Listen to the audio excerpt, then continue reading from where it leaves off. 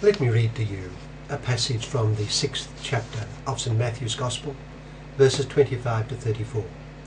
It's the Gospel for the feast of St. Mary MacKillop on August the 8th, an Australian saint. Jesus said, "Therefore I tell you, do not worry about your life, what you will eat or drink, or about your body, what you will wear. Is not life more important than food, and the body more important than clothes? Look at the birds of the air. They do not sow or reap or store away in barns, and yet your heavenly Father feeds them. Are you not more valuable than they? Who of you by worrying can add a single hour to his life? And why do you worry about clothes? See how the lilies of the field grow. They do not labor or spin. Yet I tell you that not even Solomon in all his splendor was dressed like one of these. If that is how God clothes the grass of the field, which is here today and tomorrow is thrown into the fire, will he not much more clothe you, O you of little faith? So do not worry, saying, what shall we eat, or what shall we drink, or what shall we wear?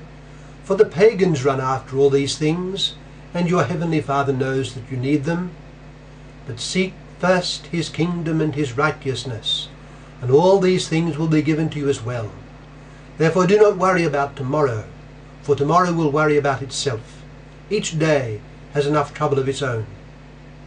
That's from Matthew chapter 6 verses 25 to 34 for the feast of St. Mary MacKillop on August the 8th. You know, the study of history is a source of unending fascination. Some have seen history as primarily the working out of laws, the laws of history. For instance, Hegel and Marx understood history in terms of the law of struggle, and they thought they had identified a pattern in this struggle. Others see history as primarily driven by individuals. What individuals choose to do is the determining factor in history. But of course there are a multitude of factors that shape the course of mankind, and there is surely no doubt that individuals, considered both in the mass and considered in terms of the leaders of the mass, are of decisive importance. For instance, what would have happened about the spread of Greek civilization were it not for Alexander? At the same time, there is a mighty factor transcending this world which is fundamental to its course. I refer to divine providence, the action in history of God the Creator and Redeemer. The sacred scriptures teach and illustrate that amid the rise and fall of the fortunes and course of the world, God is attaining his end. At the beginning, man fell and was estranged from his Creator. At the end, through the work of Christ, God will be all in all. God is almighty, and his might shows itself in his mercy. Now, a signal display of the might of God in history is the story of sanctity, the lives of the saints. The greatest saint of all is Jesus Christ, of course, and he, wonder of wonders, was and is God made man. He is the face of God, and in him we see that God is holy, mighty, compassionate, merciful. But there have been numerous saints since him, all lovers of Jesus Christ. The might of God is shown in the sanctity of these numerous individuals. Their sanctity is the work of his grace, with which they have fully cooperated.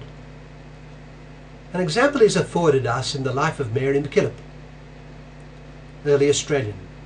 Born in Melbourne a mere 7 years after its founding by settlers from Van Diemen's Land, Mary MacKillop was a child of 5 when the settlement was declared a city by Queen Victoria. Her family was pious and good, and God chose her to be the special work of his grace. The child was privileged, it seems, to have been visited by the Virgin Mary and assured that she had been marked from the beginning as her child. There is no need to trace the course of her life here, for it is well known, but one event may be considered: the terrible mistake of her excommunication by the Bishop of Adelaide. Dr. Shiel, in Mitre and Cape, said he had to take this step because of Mary's disobedience and rebellion. He himself was acting in total disregard of the requirements of canon law. No proofs were cited. One of the sisters in the chapel where this occurred broke down, distraught. Later, Bishop Gould commented from Melbourne, he was the Archbishop of Melbourne, "Poor Dr. Shield, he must labour under mental disease." But what is remarkable, and what shows the power of grace in forging sanctity, was Mary MacKillop's response. Mary's account of the experience is as follows, and I quote, "I seemed not to realize the presence of the bishop and priests. I know I did not see them, but I felt, oh, such a love for their office, a love, a sort of reverence for the very sentence which I knew then was being in full force passed upon me. I do not know how to describe the feeling, but I was intensely happy and felt nearer to God than I ever felt before. The sensation of the calm, beautiful presence of God I shall never forget." The striking thing about this event was the composure, the peace of soul, and the happiness in God which Mary MacKillop experienced and displayed throughout. It was one of numerous instances of the power of divine grace at work in her soul. Her life was marked by the cross.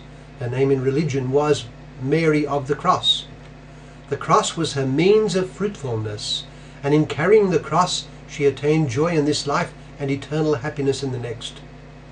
The power of God was at work in her life because she embraced the cross for love of Jesus Christ, the cross that is inherent in doing the divine will. When we think of a saint such as Mary MacKillop, we ought think in the first instance of the power of God attaining its end, which is the sanctification of man. "This is the will of God, your sanctification," St. Paul writes in one of his letters. God's mighty power in history is shown especially in the life of the saint. What to do then? Firstly, we must have a great desire for personal sanctity, which is to say, for union with God in Jesus Christ. We must want to live and die in Jesus. We must want to follow him closely for love of him. For love of him, we must want to imitate him in the deepest recesses of our heart and soul. This cannot be done without the active and constant aid of divine grace. It is God's work, and our role is to cooperate generously every day with what he is doing for us.